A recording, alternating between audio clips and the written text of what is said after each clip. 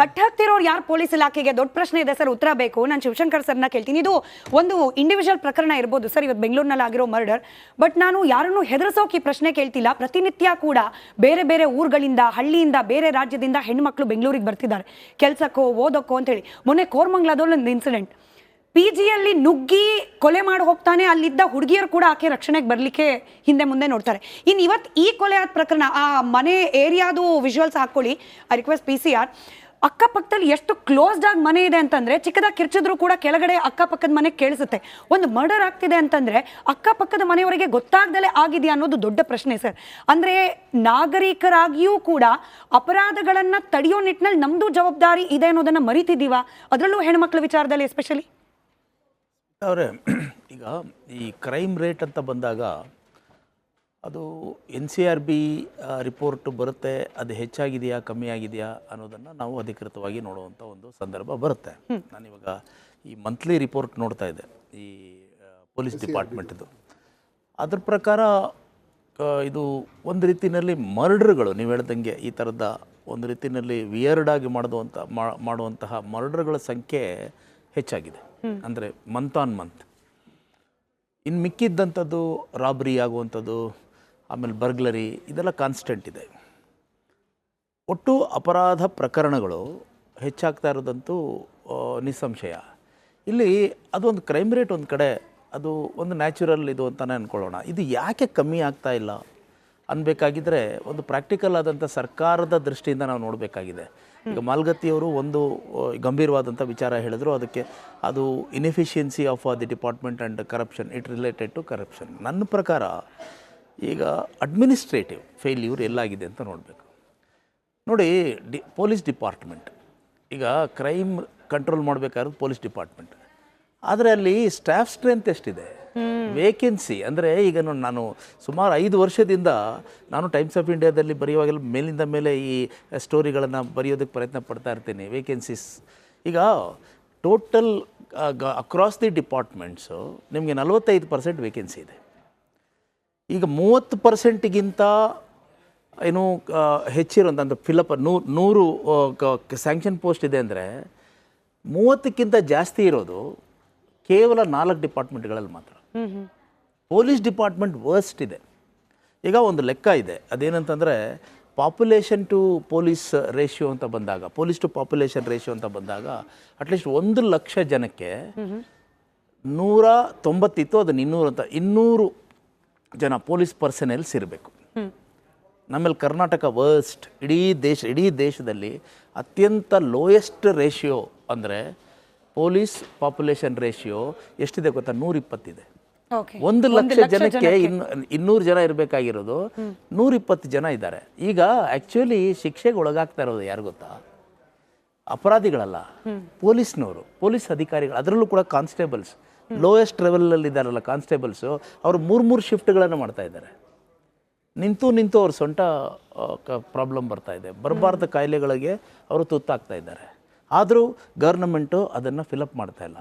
ಅದರ ಮೇಲ್ಗಡೆ ಈಗ ನೀವು ಹೇಳ್ತಾ ಇದ್ದೀರಾ, ಕ್ರೈಮನ್ನು ಕಂಟ್ರೋಲ್ ಮಾಡಬೇಕಾಗಿರೋ ಡಿಪಾರ್ಟ್ಮೆಂಟ್ ಯಾವುದು? Police department. ಅದೇ ಹಬ್ ಆಫ್ ದಿ ಕ್ರೈಮ್ ಆಗಿಬಿಟ್ಟಿದೆಯಲ್ಲ ಕರಪ್ಷನ್. ಏನು ನೋಡಿ, PSI scam, PSI recruitment scam. 1,000 sub ಇನ್ಸ್ಪೆಕ್ಟರ್ಗಳ ವೇಕೆನ್ಸಿ, ಪೋಸ್ಟ್ ವೇಕೆಂಟ್ ಇದೆ. ಅದನ್ನು 4 ವರ್ಷದಿಂದ ಇವರು ಫಿಲಪ್ ಮಾಡೋಕ್ಕಾಗ್ತಾ ಇಲ್ಲ.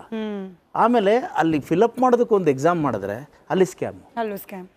ಆಮೇಲೆ ಅಲ್ಲಿ ಅಂದರೆ ಆ ಎಕ್ಸಾಮ್ಗಳಲ್ಲಿ ಅವ್ಯವಹಾರ ಮಾಡ್ಕೊಂಡು ಬರುವಂಥವನು ಒಬ್ಬ ಇನ್ಸ್ಪೆಕ್ಟರ್ ಆದರೆ ಅವನು ಕ್ರಿಮಿನಲ್ಲಾ ಪೊಲೀಸ್ ಆಫೀಸರ್ ಒಬ್ಬ ಕ್ರಿಮಿನಲ್ ಆಗಿ ಪೊಲೀಸ್ ಆಫೀಸರ್ ಬಟ್ಟೆ ಹಾಕ್ಕೊಂಡು ಬಂದಾಗ ಅವನು ಯಾವ ಕ್ರೈಮನ್ನು ಕಂಟ್ರೋಲ್ ಮಾಡ್ತಾನೆ? ಇದು ಭಾಳ ಇದು ಅಂದರೆ ಸಿನಿಕಾದಲ್ಲಾದಂಥ ಮಾತಲ್ಲ ನಾನು ಹೇಳ್ತಾ ಇರೋದು, ಸಿನಿಕತೆಯ ಮಾತಲ್ಲ ಇದು, ಇಟ್ಸ್ ಅ ರಿಯಾಲಿಟಿ. ಎರಡನೇದು, ನನಗೆ ಈ ಸರ್ಕಾರದ ಒಂದು ಅಡ್ಮಿನಿಸ್ಟ್ರೇಟಿವ್ ಫೇಲ್ಯೂರ್ ಕೂಡ ನನಗೆ ಕಾಣಿಸ್ತಾ ಇದೆ. ಅನ್ಫಾರ್ಚುನೇಟ್ಲಿ ಇದನ್ನು ಒಂದು ರೀತಿಯಲ್ಲಿ ಕ್ರೈಮ್ ಸೀಸನ್ ಅಂತ ಹೇಳಬೇಕು ನಾನು. ಅದಕ್ಕೂ ಹೈ ಪ್ರೊಫೈಲ್ ಕ್ರೈಮ್ ಸೀಸನ್. ಎಲ್ಲರೂ ಕೂಡ ಅಂದರೆ ಹೈ ಪೊಸಿಷನ್ ಇಲ್ಲವಂಥ CM ಒಂದು ಸ್ಕ್ಯಾಮಲ್ಲಿ ಇದ್ದಾರೆ, DCM ಒಂದು ಸ್ಕ್ಯಾಮಲ್ಲಿ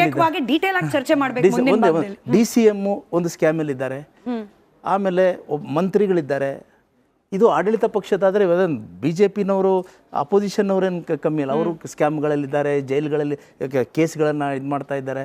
ಸೊ ನೋಡಿ, ಫಾರ್ ಎಕ್ಸಾಂಪಲ್ CM DCMೇ ತಗೊಳ್ಳಿ. ಇವತ್ತು DCM, ಫಸ್ಟು DCM ಅವ್ರ ಬಗ್ಗೆ ಹೇಳ್ತೀನಿ. ಒಂದು ವಾರ ಎಲ್ಲಿದ್ದರು, ಏನು ಮಾಡ್ತಾಯಿದ್ರು ಅಂದರೆ, ಅವರು ಡೆಲ್ಲಿನಲ್ಲಿ ಅವರು ಒಂದು ಪರ್ಸನಲ್ ಇದಕ್ಕೆ ಹೋಗಿದ್ದಾರೆ. ಏನಕ್ಕೆ ಅಂದರೆ ಲಾಯರ್ಗಳ ಜೊತೆ ಡಿಸ್ಕಸ್ ಮಾಡೋದಕ್ಕೆ. ಯಾಕೆಂದರೆ ಅವರ DA ಕೇಸು ಇದೆಯಲ್ಲ, ಅದು ಸುಪ್ರೀಂ ಕೋರ್ಟು ನೋಟಿಸ್ ಕೊಟ್ಟಿದೆ. ಈಗ ಅದನ್ನು ಹೇಗೆ ಮಾಡೋದು ಏನು ಅಂತ ಅದು ಫೋಕಸ್ ಅಲ್ಲಿದೆ. ಚೀಫ್ ಮಿನಿಸ್ಟರ್ ಸುಮಾರು 2.5 ತಿಂಗಳಿಂದ ನಾವು ಅಬ್ಸರ್ವ್ ಮಾಡ್ತಾ ಇದ್ದೀವಿ. ಅವರು ಕಂಪ್ಲೀಟ್ ಅವ್ರ ಅಟೆನ್ಷನ್ ಎಲ್ಲಿ ಹೋಗ್ತಾ ಇದೆ ಅಂದರೆ, ಲಾಯರ್ಸ್ ಜೊತೆ ಕೂತ್ಕೊಂಡು ಹೇಗೆ ಮುಡಾ ಕೇಸಲ್ಲಿ ನಾನು ಏನು ಮಾಡಲಿ, ಹೇಗೆ ಮಾಡಲಿ, ನಾನು ಹೇಗೆ ಬಚಾವಾಗಲಿ, ನನ್ನನ್ನು ಅಟ್ಯಾಕ್ ಮಾಡ್ತಾ ಇರೋವಂತಹ ಅಪೋಸಿಷನ್ ಪಾರ್ಟಿನ ಹೇಗೆ ಇದು ಮಾಡಲಿ.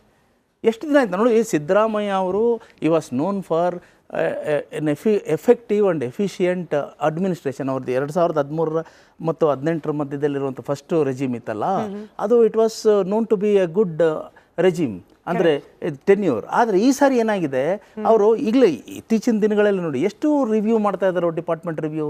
ಅವ್ರು ಕೂತ್ಕೊಳ್ತಾ ಇದ್ದಾರೆ, ಮೀಟಿಂಗ್ ಮಾಡ್ತಾ ಇದ್ದಾರೆ. ಯಾರ ಜೊತೆ ಅಂದರೆ ಅವ್ರ ಪರ್ಸನಲ್ ಲಾಯರ್ಗಳ ಜೊತೆ. ಮುಡಾ ಹಗರಣ ಹಿಂಗಿರುವಾಗ, ಇಲ್ಲಿ ಅಡ್ಮಿನಿಸ್ಟ್ರೇಷನ್ ಫೋಕಸ್ ಇಲ್ಲದೆ ಇರುವಾಗ ಆಫೀಸರ್ಸ್ ಏನು ಮಾಡ್ತಾರೆ ಅಂದರೆ, ಅದ್ರ ಜೊತೆಗೆ ಸರ್ಕಾರದಲ್ಲಿ ಬೆಳೀತಾ ಇರುವಂಥ ಬೃಹದಾಕಾರವಾದ ಭ್ರಷ್ಟಾಚಾರ. ಯಾಕಿಷ್ಟು ಭ್ರಷ್ಟಾಚಾರ ಬೆಳೀತಾ ಇದೆ ಅಂದರೆ, ಈ ಎಲೆಕ್ಟೆಡ್ ರೆಪ್ರೆಸೆಂಟೇಟಿವ್ಸ್ಗೆ ಸಮಾಜದ ಭಯ ಇಲ್ಲ. ಸಮಾಜದ ಭಯ ಯಾಕಿಲ್ಲ ಅಂದರೆ, ಜನ ಅದು ದುಡ್ಡಿಸ್ಕೊಂಡು ಓಟ್ ಹಾಕ್ತಾ ಇದ್ದಾರೆ, ಅದಕ್ಕೆ ನಾವೇ ದುಡ್ಡು ಕೊಡ್ತಾ ಇದ್ದೀವಿ ಅಂತ ಒಂದಿದೆ. ಸೊ ಹೀಗೆ ಜನಗಳಿಗೆ ಅಂದರೆ ಭ್ರಷ್ಟರಿಗೆ ಸಮಾಜದ ಭಯ ಇಲ್ಲದೆ ಇರುವಾಗ, ಸಮಾಜದಲ್ಲಿರುವಂಥ ಕ್ರೂಕ್ಸು ಕ್ರಿಮಿನಲ್ಗಳಿದಾರಲ್ಲ, ಅವ್ರಿಗೆ ಸರ್ಕಾರದ ಭಯ ಇಲ್ಲ. ಯಾಕೆಂದ್ರೆ ಸರ್ಕಾರ ಸರಿಯಾಗಿ ಕೆಲಸನೇ ಮಾಡ್ತಾ ಇಲ್ವಲ್ಲ. ಹೀಗಿರುವಾಗ ಒಬ್ಬರ ಮೇಲೆ ಒಬ್ಬರು, ಯಾಕಂದ್ರೆ ನಿಮಗೆ ಒಂದು ಜನನೇ, ನೀವು ಹೇಳ್ತಾ ಇದ್ರಲ್ಲ, ಜನಗಳಿಗೆ ನೈತಿಕ ಪ್ರಜ್ಞೆ ಇರಬೇಕು, ಜನಗಳಿಗೆ ಇದು ಜವಾಬ್ದಾರಿ ಇರಬೇಕು ಅಂದರೆ, ಈಗ ಯಾರನ್ನ ಕಾಪಾಡೋಕ್ಕಾಗುತ್ತೆ ಹೇಳಿ? ಯಾಕೆಂತಂದ್ರೆ ಇಲ್ಲಿ ಸರ್ಕಾರ, ಪೊಲೀಸರು ಒಂದ್ ಥರದ್ರಲ್ಲಿ ಬಿಸಿ, ಜನಪ್ರತಿನಿಧಿಗಳು ಮತ್ತೊಂದ್ ಥರದ್ರಲ್ಲಿ ಬಿಸಿ, ಅನಿವಾರ್ಯವಾಗಿ ಪೊಲೀಸ್ನವ್ರಿಗಂತೂ ನನಗೆ ಬಂದಿದೆ. ಪೊಲೀಸ್ ಕಾನ್ಸ್ಟೇಬಲ್ಗಳ ಬಗ್ಗೆ ಅಂತೂ ಅತ್ಯಂತ ನನಗೆ ಅನುಕಂಪ ಇದೆ. ಯಾಕೆಂದ್ರೆ 100 ಜನ ಮಾಡಬೇಕಾದ ಕೆಲಸನ 20 ಜನ ಮಾಡ್ತಾ ಇದ್ದಾರೆ. ಒಬ್ಬ ಕಾನ್ಸ್ಟೇಬಲ್ 4 ಶಿಫ್ಟ್ ಅನ್ನು ಮಾಡಬೇಕಾದ ಪರಿಸ್ಥಿತಿ ಇದೆ. ಹೇಗೆ ಕ್ರೈಮ್ ಕಂಟ್ರೋಲ್ ಆಗುತ್ತೆ? ಇದು ಸರ್ಕಾರ ಉದ್ಯೋಗಾವಕಾಶ, ಉದ್ಯೋಗ ಭರ್ತಿ ಕ್ಯಾಪ್ಟನ್ ಅರ್ಜುನ್ ಕೊಂದಿದ್ದು ಯಾರು? ಅವ್ರ ನರೇಟಿವ್ ಎಲ್ಲಿ ತಂದಿಟ್ಟಿದ್ದಾರೆ ಅಂತಂದ್ರೆ, ಸಂಪತ್ತನ್ನ ಹಂಚಿಬಿಡೋದು ಅಂತ. ಇದು ಸ್ಟುಡಿಯೋ ಟಿಪ್ಪು ಜಯಂತಿ ಮಾಡಕ್ಕೆ ಅವ್ರಿಗೆ ಖಂಡಿಸಿದ್ರು. Very nice. ಯಾರು ತಪ್ಪು ಮಾಡಿರೋದಿಲ್ಲಿ? ಓಲೈಕೆ ಹೇಳಿಕೆ ಇದು ಅಂತ ಹೇಳಿ ಯಾಕೆ ಪರಿಗಣಿಸಬಾರ್ದು? ವೇದಿಕೆ ಇದು ಫೋಟೋ ಎಲ್ರಿಗೂ ಒಂದು ಟೈಮ್.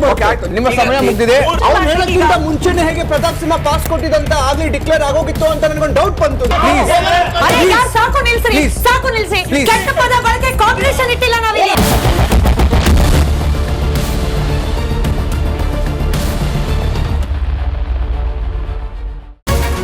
ರಿಪಬ್ಲಿಕ್ ವರ್ಡ್ ಆಪ್ ಇದು ಕೇವಲ ಅಪ್ಲಿಕೇಶನ್ ಅಲ್ಲ, ಸಮಗ್ರ ಸುದ್ದಿಗಳ ಸಂಪರ್ಕ ಮಾರ್ಗಕ್ಕೆ ಕ್ರಾಂತಿಕಾರಿ ಬದಲಾವಣೆ. ರಿಪಬ್ಲಿಕ್ ವರ್ಡ್ ಆಪ್ ಕೇವಲ ಸುದ್ದಿ ಅಪ್ಲಿಕೇಶನ್ ಪರಿಚಯಿಸ್ತಾ ಇಲ್ಲ, ಬದಲಾಗಿ ಡಿಜಿಟಲ್ ಸುದ್ದಿ ಬಳಕೆಯ ಹೊಸ ಯುಗಕ್ಕೆ ನಾಂದಿ ಹಾಡ್ತಾ ಇದೆ. ಇದೊಂದು ಬ್ರೇಕಿಂಗ್ ನ್ಯೂಸ್, ಪ್ರಭಾವಶಾಲಿ ಕಾರ್ಯಕ್ರಮಗಳಿಗೆ ಗಟ್ಟಿಯಾದ ನ್ಯೂಸ್. ಇಲ್ಲಿ ಕೇವಲ ತಾಜಾ ಸುದ್ದಿ, ಅದರ ನೇರ ಪ್ರಸಾರ ಮತ್ತು ಚರ್ಚೆಗಳಿಗೆ ಮಾತ್ರ ಅವಕಾಶ. ರಿಪಬ್ಲಿಕ್ ವರ್ಲ್ಡ್ ಆಪ್ ಡೌನ್ಲೋಡ್ ಮಾಡಿಕೊಳ್ಳಿ. ಗೂಗಲ್ ಪ್ಲೇ ಸ್ಟೋರ್ ಮತ್ತು ಆಪಲ್ ಆಪ್ ಸ್ಟೋರ್ನಲ್ಲಿ ಲಭ್ಯವಿದೆ.